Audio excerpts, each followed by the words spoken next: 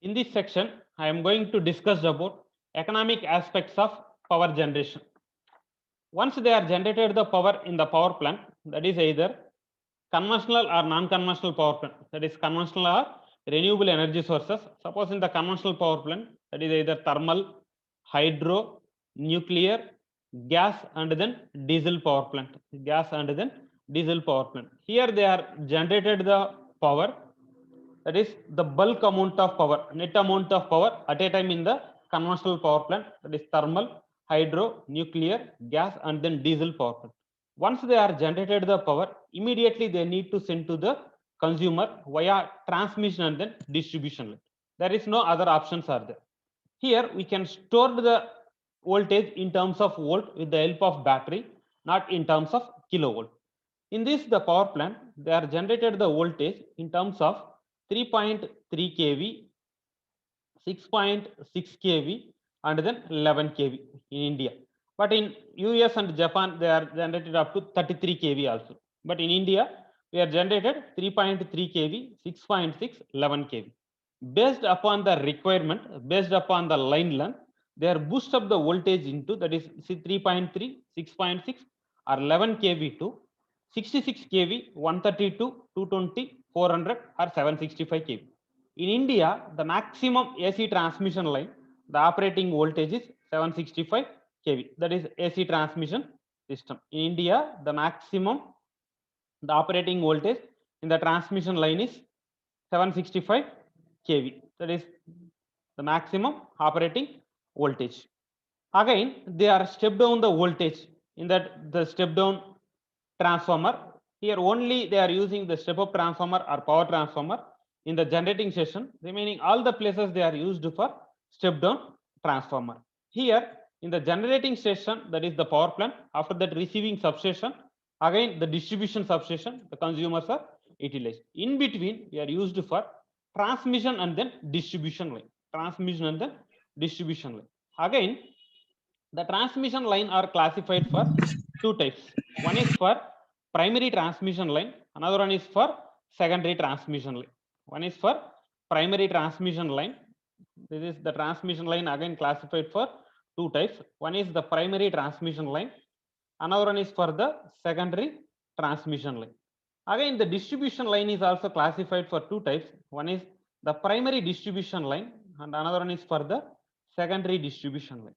How they are classified, the transmission and then distribution line, the high operating voltage is considered for the transmission line, that is 66 kV, 132, 200, 220, 400 and 765. That is 66, 132, 220, 400 and 765 kV. This comes under for the transmission line. This comes under for the transmission line. And the distribution line are classified as, that is 440 volt, that is three phase, three wire or four wire system, 11 kV and then 33 kV. This comes under for the distribution lines. Based upon the operating voltage, again it is classified for primary transmission line and then secondary transmission line. That is the primary transmission line, the operating voltage is 220, 400 and then 765 kV. 220, 400 and 765 kV. This comes under the primary transmission line. In primary transmission line, there is no tapping is there. That is 132 kV is comes under also primary transmission line. That is 132, 220, 400 and 765 is comes under the primary transmission line. In this primary transmission line, there is no tapping also. That is the consumers are not connected. That is from generating station to, that is substation, or one substation to the another substation. One substation to another substation. That is they are boost up the voltage into either 220 kV or 400 kV in the generating station. And another substation they are step down into this 400 to 220 kV or 132 kV. In between the substation or generating station to the substation, there is no tapping is there. There is no connector. Only here the parameter is we are concentrated for the voltage and the load is maintained for constant in terms of either 3 ampere or 2 ampere or 4 ampere, but the voltage is boosting. That is the step of the voltage. And in the secondary transmission line, that is the operating voltage is 66 kV. The operating voltage is 66 kV or 33 kV. Here, only the industrial consumers are connected. Industrial consumers again classified for small scale industry, medium scale industry, and then large scale industry. For small scale industry, that is the capacity is 25 kilowatt, and medium scale industry, the capacity is 25 to 100 kilowatt, and large scale industry, that is greater than 500 kilowatts. Here, based upon the requirement, they are connected here. And in this, the consumer premises, they are kept for the step down transformer. They are step down the voltage, that is 33 to 11 kV or 66 to 11 kV or 33 to 440 volt. Based upon the consumer premises, they are step down the voltage. That is based upon the operating voltage, we are represent for primary transmission line and then secondary transmission line. That is primary transmission line, the operating voltage is considered for 132 kV, 220, 400 and 765 kV. There is no tapping is available. And the secondary transmission line is 66 or 33 kV. Only the tapping is available for big industrial consumers. Big industrial consumers. In their consumer premises, again they are kept for the step down transformer. The step down, that is 33 to 11 kV or 33 to 440 volt. Based upon the requirement, they are step down the voltage. Similarly, in the distribution line, they are concentrated for the load, not for the voltage. That is, the load is increasing, the voltage is maintained for constant. Again, it is classified for two types. One is for primary distribution line, another one is for the secondary distribution line. The primary distribution line, the voltage is considered for 11 kV and then 33 kV, and the secondary distribution line is considered for the 440 volt. In primary distribution line, again they are used for the medium industry consumers.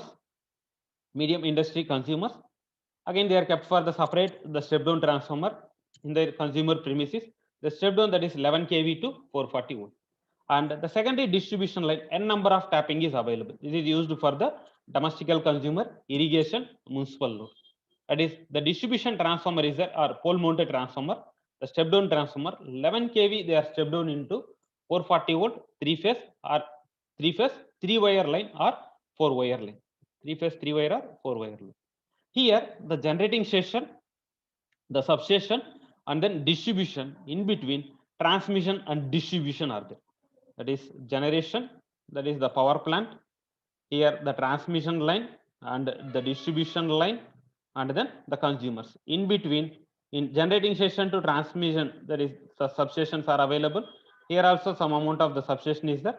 Again, the distribution substation is there. Here the huge amount of the cost is there.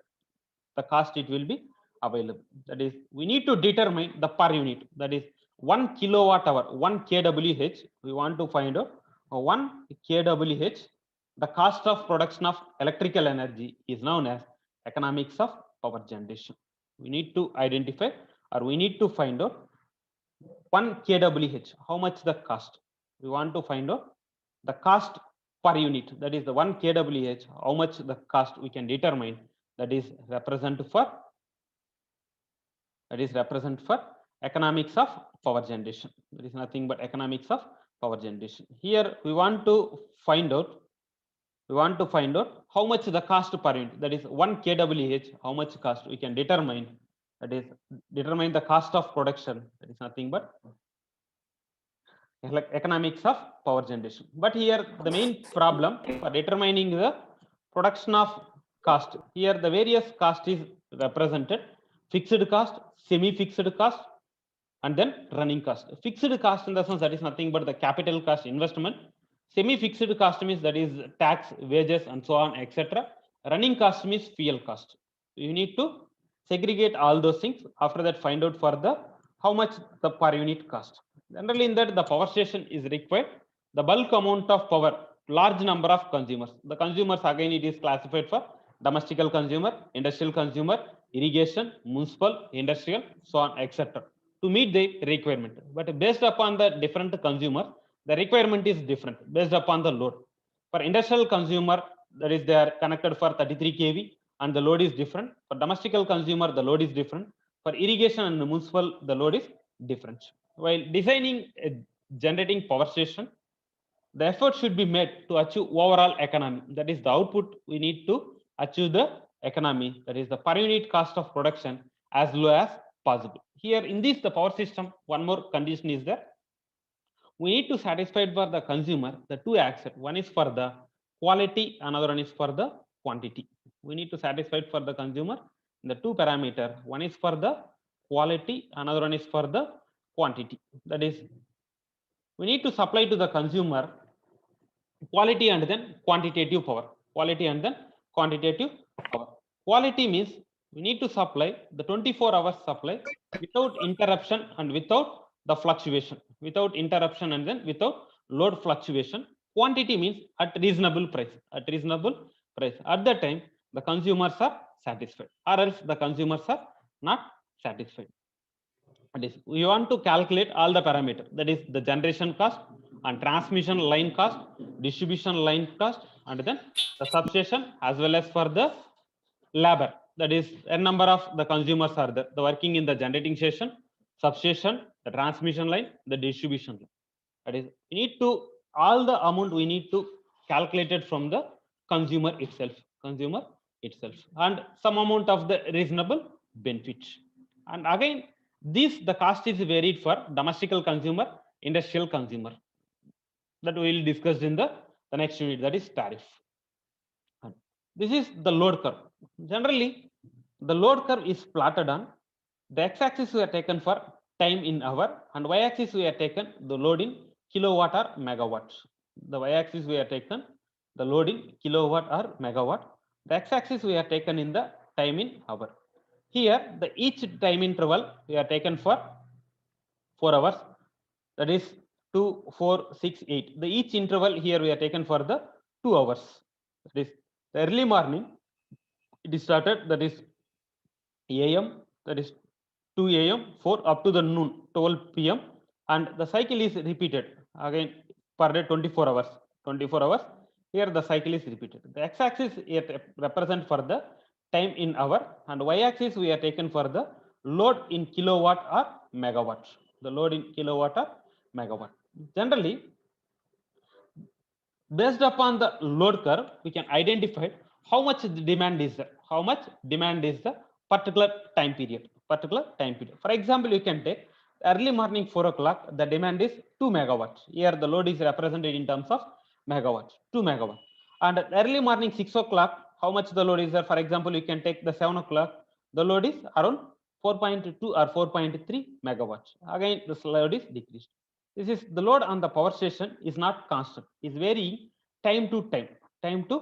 The load is not maintained for the constant. The load it should be varying from time to time. For example, in home application, you can take the early morning 2 o'clock, sorry, 4 or 5 o'clock we are wake up, we are utilized for the load. We are using for the cooking food, we are using for the greaser, iron box, oven, so on, etc. The load is increased. After the 6 or 8 o'clock, you are using for the washing machine, cooking food, using for the electric oven or electric stove. Again, the load is slightly increased. After 8 or 8:30, 9 o'clock, maximum we are going to the college, school, office, industry, so on, etc. Again, the load is slightly decreased. Almost 10 to 11 o'clock, again the load is comes for the base load. Here two types of load is there. One is nothing but the base load, another one is for the peak load. The base load in the sense throughout the time period, in a day 24 hours, the load is maintained for constant. That is nothing but the base load. The peak load means within short interval of time, the load is increasing. After that, it is coming from the actual position. That is represented for the peak load. Here, early morning, the 4 to 5 o'clock, the load is slightly increased. Again, 6 to up to 8 o'clock, the load is increased. All the consumers, they are wake up, they are ready, they are used for the iron box, washing machine, greaser, refrigerator, so on, etc. The load is increased. Again, on 8:30 to 9 o'clock, they are went to the office, the school, industry, college, so on, etc. Again, the load is decreased. And afternoon, few of the members again came back. They are used for the TV or some of the appliances. Again, the load is slightly increased.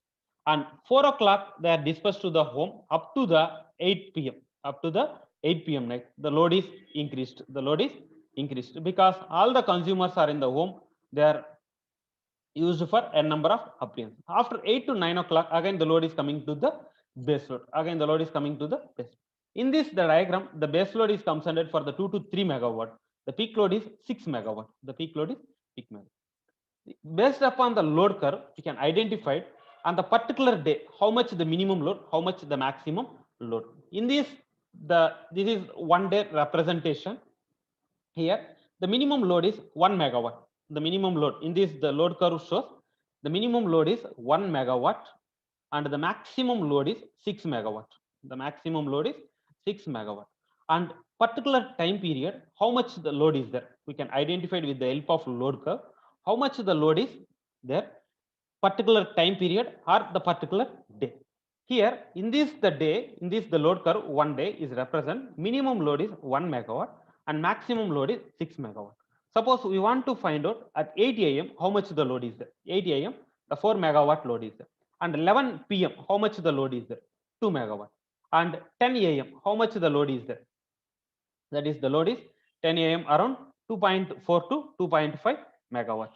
And 6 p.m. how much the load is there? 6 megawatt. With the help of load curve, we can identify at different time period how much the load is available. We can find out minimum as well as for the maximum load. Based upon the load curve, we can find out at what time the minimum load is available, that is nothing but the base load, and how much time period maximum load is there.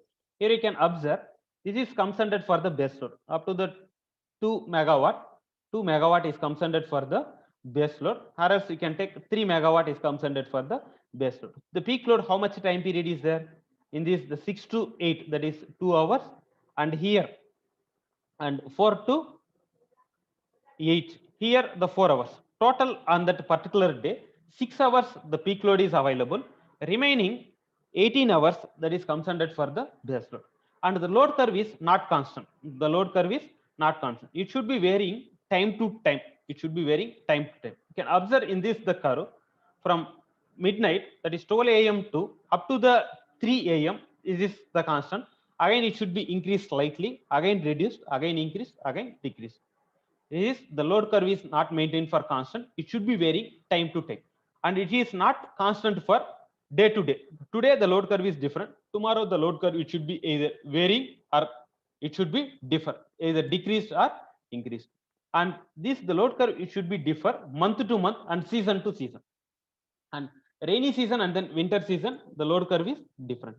And one more thing, this the load curve is different for working day and then holiday. The load curve is different for working day and then holidays. And the one more thing, based upon the load curve, we can identify how much the demand is. How much demand is. Based upon that, we can generate the power. Based upon that, we can generate the power. This the load curve is applicable for the all the consumers. That is domestic load, industrial, irrigation, municipal, all the consumers, and it is not maintained constant. The x-axis we are taken for the time in hour, and y-axis we are taken for load in kilowatt or megawatt. But in this diagram, the load we are taken for the megawatts. And the variation of the load we are taken only in a day, that is represent for the daily load curve.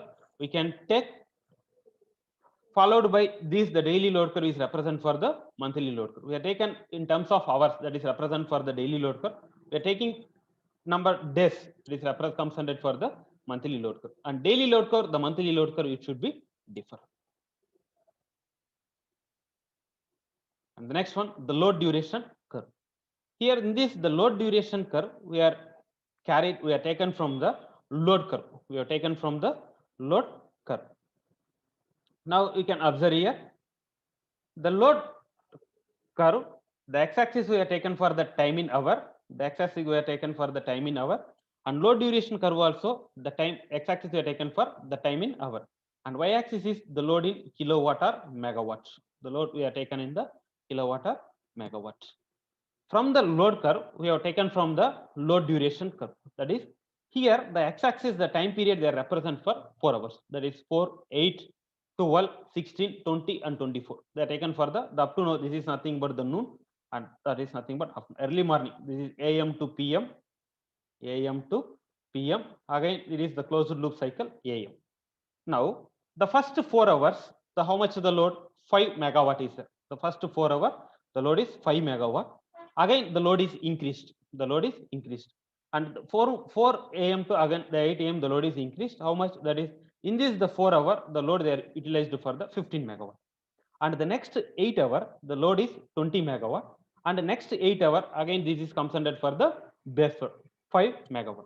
Here in this, the base load is 5 megawatt. That is the peak load is 20 megawatt. Peak load is 20 megawatt. The two peak load is there. One is for the 15 megawatt and then 20 megawatt. Here, the first 4 hours, the load is 5 megawatt. The 5 megawatt. The next 4 hours, the load is 15 megawatt. 15 megawatt.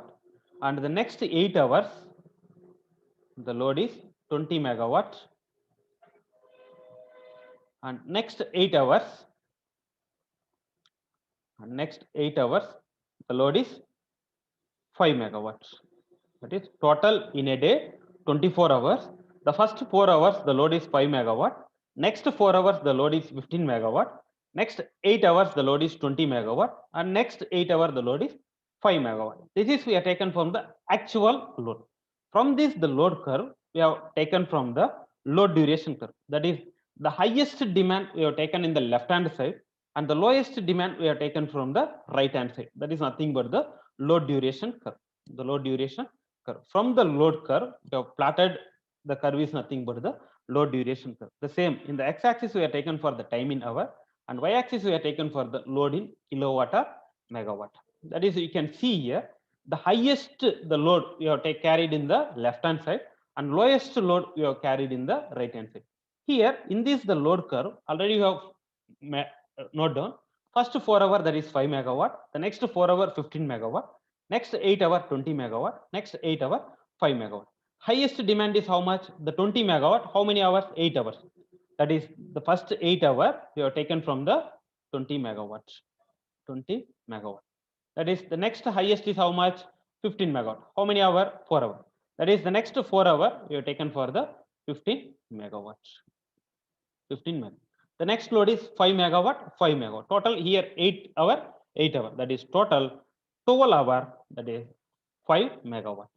Total 2 hour. That is nothing but 5 megawatt. We are taken in the descending order, highest to lowest. That is represent for the load duration curve. Load duration curve. That is the load duration curve can be obtained from the ordinary load curve. That is the maximum load. It is represented in the left hand side, and minimum load is represented for the right hand side. From the load curve, in this the figure A represent the load curve. In this the load curve, different load is there. That is the base load and then peak load. The base load is represent for the 5 megawatt, and the peak load is 20 megawatt. That is the first 4 hours the load is 5 megawatt. The next 4 hour the load is 15 megawatt. The next 8 hour the load is 20 megawatt. Again it is comes from the base load. Next 8 hour the load is 5 megawatt. This we can represent it highest to lowest. That is from the actual ordinary load curve. We are taken from highest to lowest. That is represent for load duration curve. This highest value we are taken the ascending order. How much? The 8 hour. That is 8 hour is 20 megawatt. Next 4 hour is 15 megawatt, and the 5 total 8 plus 4 12 hours is 5 megawatts. This is nothing but load duration curve. This we are taken from the actual load curve. This same x-axis we are taken for the time in hours, and y-axis we are taken for load in kilowatt or megawatts. But we are taken in the descending order. That is nothing but the chronological order. Highest to lowest, left hand to right hand side. That is represent for load duration curve. Next one, what is the use of load duration curve? With this, the load duration curve, we can measure in a day how much the load is variation at any time. Within 24 hours, we can identify how much the load is varying. That is, we can identify what is the base load, what is the peak load, at what time the load is increased, at what time the load is varying, at what time the load is minimum. Based upon the thing, we can adjust the load in the generating station itself. Once we have generated the power, we can't save it. Immediately, we need to send to the consumer via transmission and then distribution line. There is no other options is there. Based upon the demand, we can generate the power. That means we can save for the fuel that we can utilize for the future purpose, because the fossil fuels are depleted day by day. Once we are the saving means that we can utilize for the future, either one day or 1 week, 1 month, 1 year sources. With the help of load duration curve, we can identify the load variation in a day, that is at any time period, 24 hours, and we can measure what is the maximum demand and what is the minimum demand. Previous example, the minimum demand is 5 megawatt and maximum demand is 20 megawatt. The similarly different station, that is either 200 megawatt or 300 megawatt, 500 megawatt, based upon the plant capacity. And another the usage is area under this load curve use number of units generated in a day. How much we can generate it in the particular day. This also we can calculate it with the help of load duration curve. And the next one is integrated load duration curve. The integrated load duration curve. This is also the same thing. The x-axis we have taken from number of units generated in kWh, number of units generated in kilowatt hour, and the load we are represented in kilowatt, that is the load demand in y-axis. Load demand we are represented in the y-axis. This is here. In this, the x-axis we are represent for load demand, that is represent for U1, U2, U3, U4, U5, so on, etc. And y-axis we are represented for the corresponding point, that is 1, 2, 3, 4, so on, etc. This is whenever it meets the load, that is represent for A, B, C, D, E, F. That is the number of units generated U1, U2, U3, U4, so on, etc. Corresponding the load demand represented by this is 1, 2, 3, 4. Its corresponding point, that is represent for A, B, C, D, E, F on the integrated load duration curve. This is nothing but load curve, load duration curve. Another one is for the integrated load duration curve. That is the load curve in the sense it should be taken. The x-axis is time in hour and y-axis is load in kilowatt or megawatt. But it should be varying time to time. It is not constant, and it should be varying from day to day and hour to hour. And the load curve is differ from holiday to working days, and winter to summer the load curve is different. And the load duration curve is taken from the actual, that is ordinary load curve. That is the highest value we are represented in the left hand side, and the lowest value we are taken for the right hand side. We are taken in the descending order. That is we are taken from the actual load curve. And integrated load curve we are mapping corresponding to the x-axis with respect to the y-axis, and this is the corresponding represented point, that is A, B, and then C. This is represent for integrated load curve. In this the class we have discussed about what is the economic aspects of power generation. That is we can identify 1 kWh, how much the cost we can calculate it. That is nothing but different various parameter we can measure for the various parameter. That is nothing but economic aspects of power generation. And we have discussed what is load curve, load duration curve, what is the use of load and then load duration curve, and integrated load duration curve. Up now, any doubts?